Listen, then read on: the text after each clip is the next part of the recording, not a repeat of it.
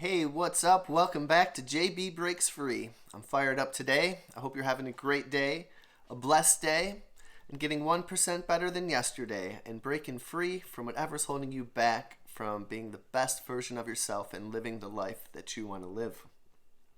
I think I'm doing a pretty good job today. I'm very excited. It's the start of my work week, and I'm still happy. It's a cold Tuesday morning, and I'm still happy. Instacart was a little slow. Spark was a little slow this morning, but I'm still happy. And that's really what it's all about. Like, that's awesome.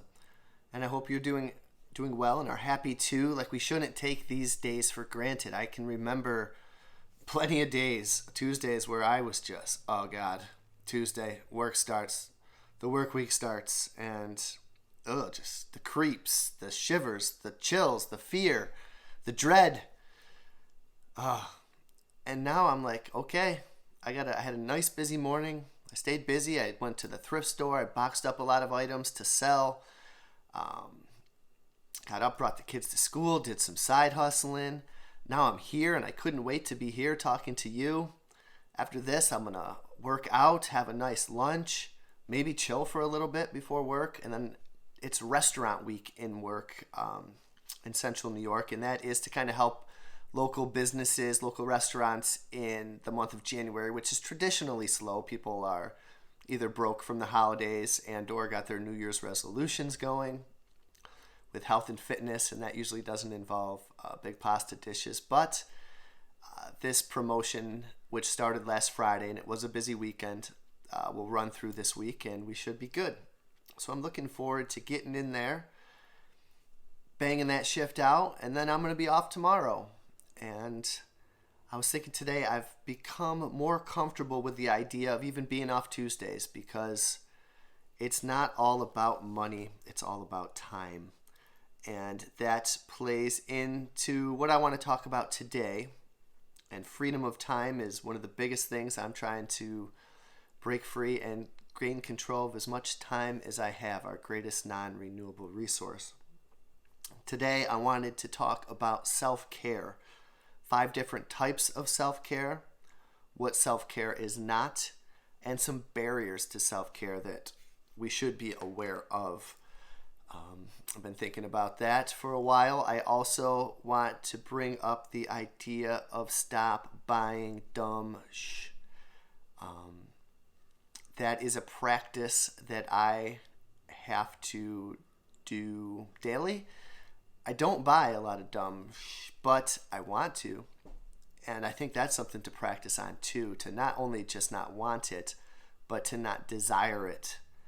And I'm doing pretty good. It's not like it overwhelms me, and it's not like I'm depressed because I can't have this or that, or that I'm living a life of, what's the word I'm looking for? Of not having enough. I live a life with more than enough, of abundance.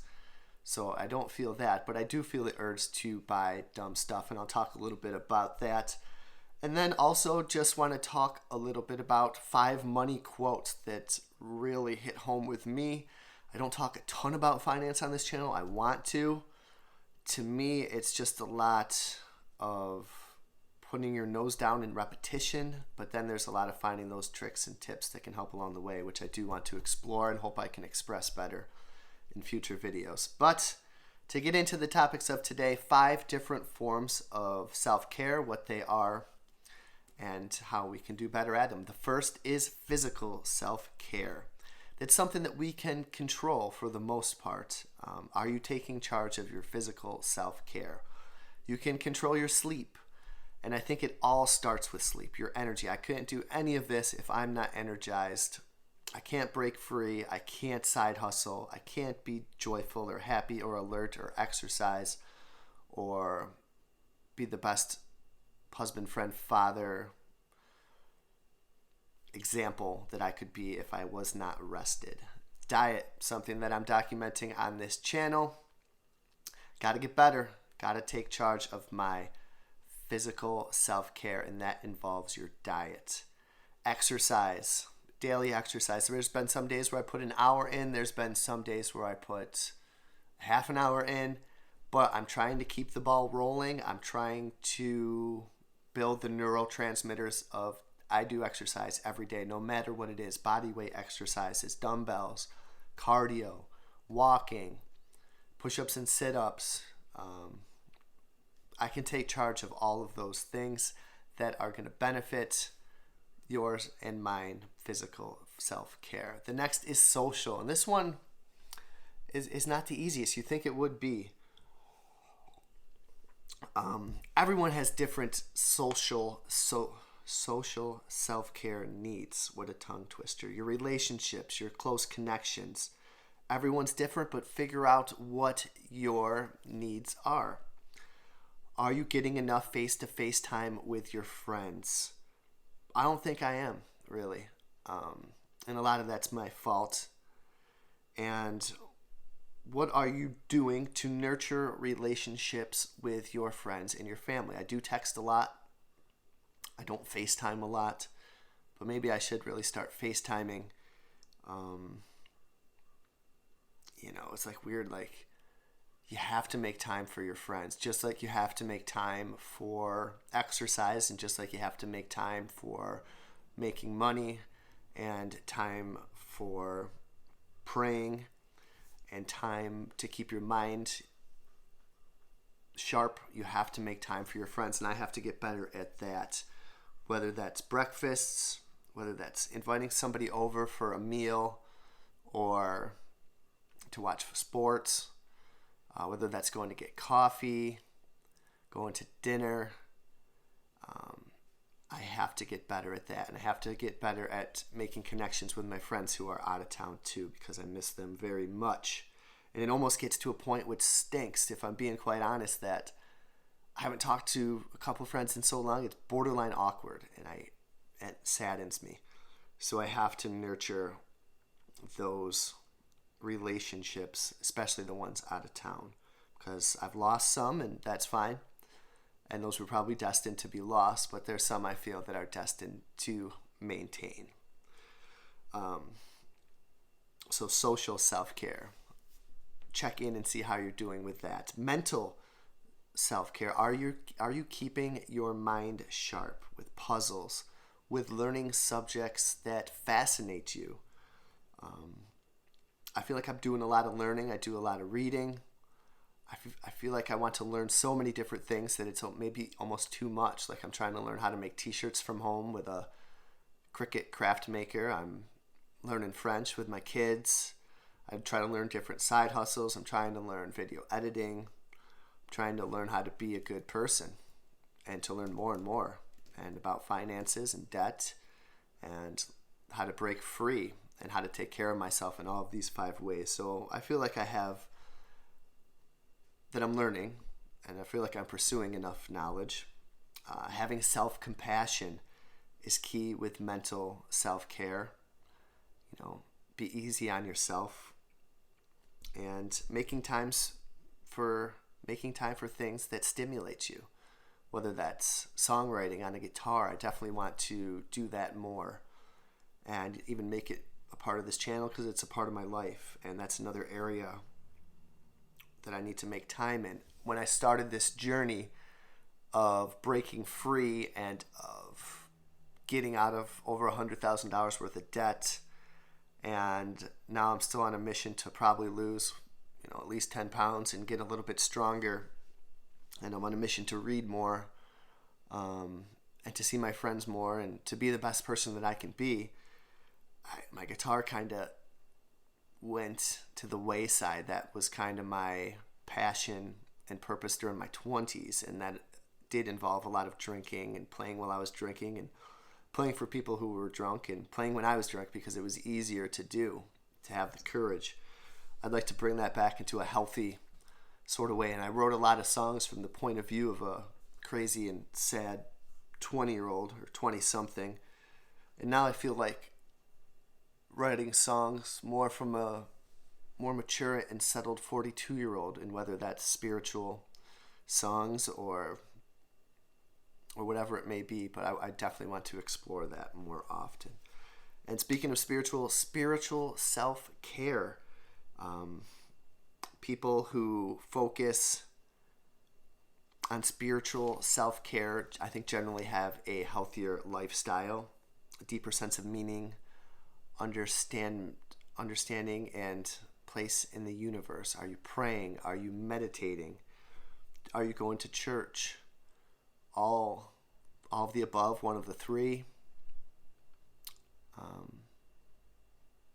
I don't really go to church a lot, but I do pray. I think that I don't have to go to church because I feel like I could talk to God anywhere, but I know there's a thing of worshiping with people. I don't know if it's Protestant religion that doesn't, or Protestant Christianity that says you don't have to go to church. Was it like anytime, any place, anywhere, or something like that? That maybe goes against the traditions of the Catholic Church. I'm not too sure about that, but I have a relationship with God, and I do pray, and I do thank Him. And when I explore the Bible, it fills me with joy and emotion. Meditating is something that I want to do more and document. I was listening to somebody today, and they were getting extra busy and with entrepreneurship and learning, and how did they handle it? They doubled their meditation time. It's not that you don't have time, it's that you're not making time, and I know that's the case for myself also. So spiritual self-care, check in, how are you doing with that? Emotional self-care is a huge one for me. Having the coping skills to deal with uncomfortable emotions. Emotions like anxiety, which I certainly get. Anger. I can lose patience. I think some of my losing patience, you might not think that I lose patience, but sometimes my body pain can really get to my last nerve, and I might lose my cool for a moment. Not in any like freakish way, but it's bad enough. Sadness. Sadness. It's something to deal with. Fear was a big thing for me. Not suffering more in imagination than in reality. Healthy ways to process those emotions with friends, with family. In this community, I think we can talk about these emotions and emotional self-care. And I'm going to talk about what emotional self-care is not a little bit further on in this video. But in making these videos and talking to you is a form of me getting this stuff out and becoming aware of what I'm doing right and what I'm doing wrong. So then I want to talk about why self-care is important. So we discussed what it is: physical, mental, spiritual, emotional, social. Okay, so why is it important? It's going to reduce your anxiety, which we just talked about, and depression. And life is good when you're not anxious the whole time. And life is good if you're not depressed. I think I was depressed for maybe a small time, not too long. Gratitude brought me out of that. Philosophy brought me out of that. Self-care brought me out of that. Hustle, action, a commitment that I didn't want to feel that way seasonally. And I think it was around this time of year, late November, December, January, probably coming out of it in February into the nice, beautiful spring. I didn't want to feel that way around the holidays. I didn't want to feel that way when it got cold. I wanted to embrace it. And my kids brought a lot of that out in me. They showed me the beauty of it when they were young. When I would be tucked up and freezing, and they'd be, oh my God, it's so beautiful outside. And I wanted to have to see the world through the eyes of a child and have that joy. Self-care is important because it's going to improve happiness. It's going to improve energy, because you're going to work out and you're actually going to feel more energized, and you're going to get enough sleep and you're going to feel more energized, and you're going to find a passion that gets you energized, and you're going to eat well that's going to get you energized. It's going to reduce burnout. I don't know how it is for other professions, but burnout is big in the service industry, I believe, just from the people that you might have to deal with, and it's pretty repetitious. It's just my 17th year of another Tuesday tonight. It's another start of the week, and you start with 0, and there's no guarantee you're going to get to 1.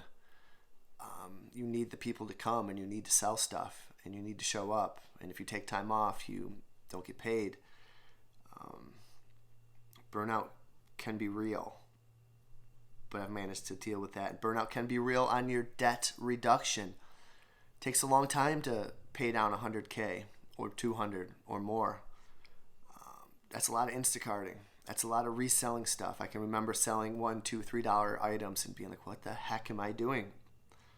And stronger relationships, self-care, getting your social, mental, physical, spiritual, and emotional.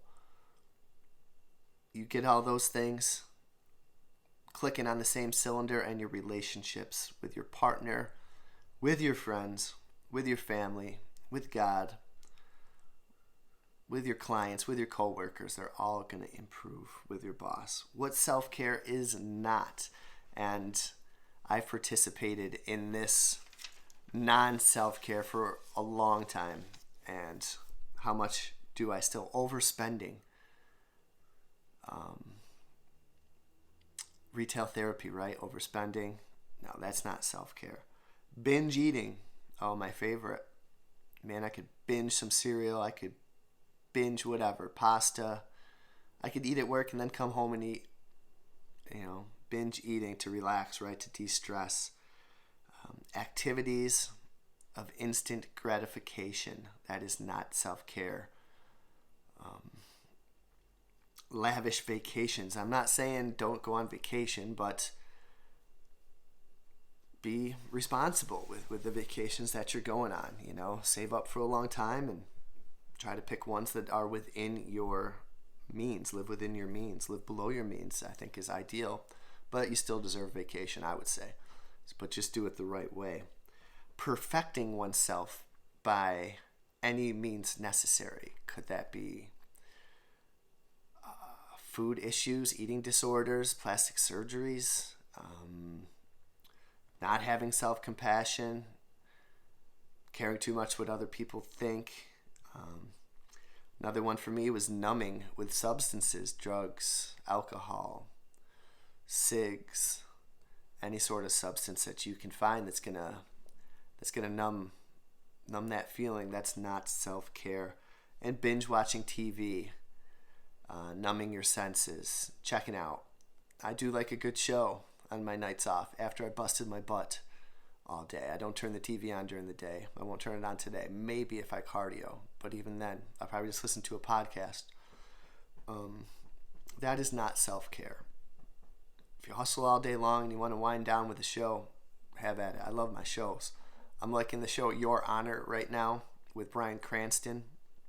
Just started The Last of Us on HBO. We watch Yellowstone, which is kind of cool, about like cowboys and beautiful Montana. Makes me want to go there. And some barriers to finish up the talk on self-care. What are some barriers to self-care? Low self-worth, that you don't deserve it, that your self-care and my self-care is not a priority. Don't let that stop you, and don't have a low self-worth. Feeling guilty for putting your self-care first ahead of others. Maybe you're so used to helping everybody else that you don't take time for yourself. And time constraints. Everything else takes precedent over you, over your health, over your care. And you put that on the back burner. Find some time to take care of yourself. You are worth it. If you're going to help other people, you got to take care of yourself first. And low self-worth, maybe I've been there before, but that's not true.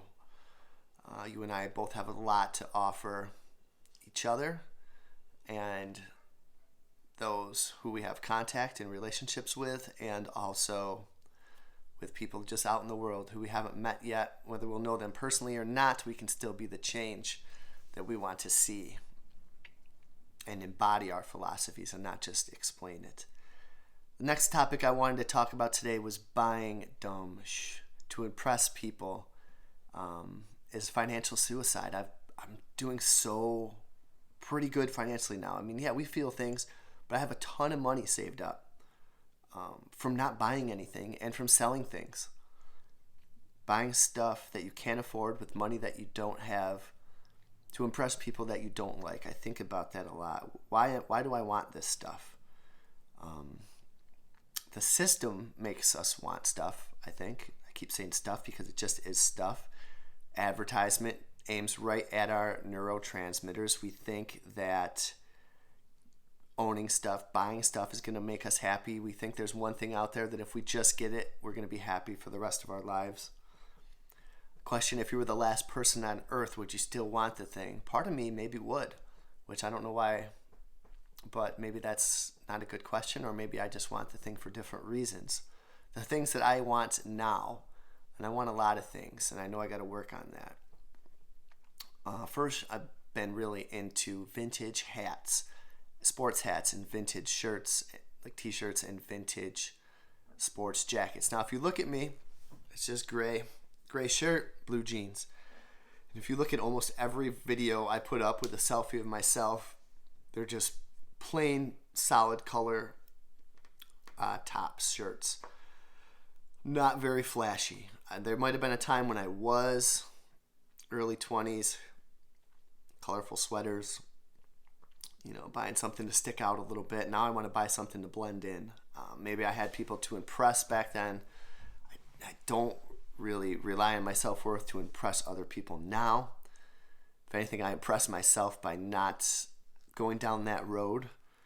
But that's something that I want, to put on like a 1990s, 1980s. That's when I grew up. That's the nostalgia for me. The starter jacket, the team jacket, the Buffalo Bills, the Los Angeles or Oakland Raiders, the Bulls, the Hornets, the Charlotte Hornets. All that stuff is nostalgia to me, and I don't know why, but I think I would be cool if I owned a lot of that, and I'd be maybe a part of that community, but I like this community better, and it serves more of a purpose that we can serve to each other. And also, my latest silly thing that I want to buy is Auburn Artifacts, my hometown. I look on eBay lately, and I go to like vintage, your hometown, vintage that. And I see all these items, these antique postcards that show different scenes in the city. I don't know why, I just like it. Old menus that say my hometown. These factories that have since been closed down or turned into thrift shops. There's one in the middle of the city. It was called the Colombian Rope Factory. And to see pictures of it like new, it's kind of mind-boggling to me. I don't know. I think of gathering this stuff. Like, it needs to come home. There's old banknotes that say Auburn on it. Old photos from the 1800s to the 90s when I was a kid. Hats, vintage menus, matchbooks, advertisements. I don't know why. This stuff probably wouldn't go up in value. I mean, a lot of it's fairly cheap as it is now, and some is expensive. But, is that what I'm going to spend my money on? What is it going to truly cost me? If I could have invested that money, $5,000 over 10 years, at a 10% rate of return or 7% rate of return, it's going to be tens of thousands of dollars. The hours that I had to work to pay for that. So it's all stuff that I am thinking about. And to wrap up this video, 5 quotes on money. The first one is by Dave Ramsey. It goes, money moves to those who do not manage it to those who do. Okay, makes sense. Here's another one, maybe my least favorite of them. Money does not bring you happiness, but lack of money buys you misery. And I guess that's true. I guess complete lack would but it's not like money. Does a lack of money bring you misery? I guess a complete lack, but I think there's ways to be happy with not a lot of money. So I don't know. I get what it's saying.